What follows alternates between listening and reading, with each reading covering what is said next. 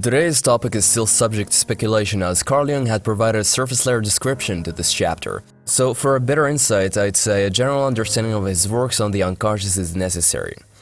Primitive man had no language with which to ease interaction with the external. This condition may say something about a lack of self-talk, of pondering, and hence of problems. Primarily, instinct is what directs his actions, and since instincts like the fight-or-flight response, for instance, are involuntary, purely monitored by the unconscious, we could say that primitives were mostly unconscious, no different than lower animals. Contrary-wise, civilized men developed a set of symbols, language. This has rendered thinking effective and increased creativity. However, with these complex symbols arises mental conflict. Since we can think more than primitives, we also have to deal with more thoughts, more problems. Our psychic processes are made up to a large extent of reflections, doubts, and experiments, all of which are almost completely foreign to the unconscious, instinctive mind of primitive men. This isn't to be looked upon, for we cannot think of psychic life of civilized man except in terms of problems. Complexity of life is the cause for the growth of consciousness. Without problems, consciousness wouldn't arise, for its sole purpose is to help man understand what's going on in and around him. Problems induce expansion in consciousness, which contributes to the growth of personality. It is the growth of consciousness which we must thank for the existence of problems. They are the dubious gift of civilization. It is just man's turning away from instinct, his opposing himself to instinct, that creates consciousness. Instinct is nature and seeks to perpetuate nature, while consciousness can only seek culture or its denial. Even when we turn back to nature, inspired by a Rousseau-esque longing, we cultivate nature. As long as we are still submerged in nature, we are unconscious, and we live in the security of instinct that knows no problems.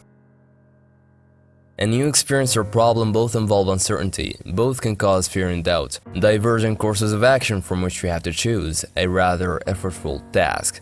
It demands we break the comfort chains and think on our own. For this reason, it's more pleasant to do nothing, but inaction means stagnation, which equals unconsciousness, a crucial truth we're prone to forget. Problems thus draw us into an orphaned and isolated state where we are abandoned by nature and are driven to consciousness. There is no other way open to us. We are forced to resort to decisions and solutions where we formerly trusted ourselves to natural happenings. Every problem therefore brings the possibility of a widening of consciousness, but also the necessity of saying goodbye to childlike unconsciousness and trust in nature. When we must deal with problems, we instinctively refuse to try the way that leads through darkness and obscurity.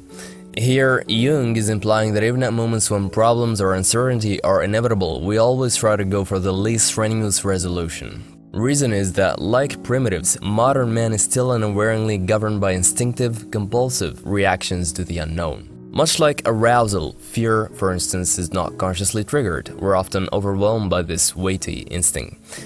Man's body is his own impediment as much as it is a robust vehicle.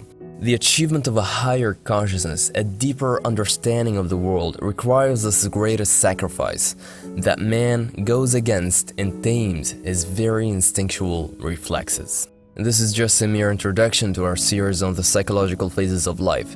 In the next videos, I will elaborate on the features of each psychic stage beginning with childhood. Thanks for tuning in. Until next time.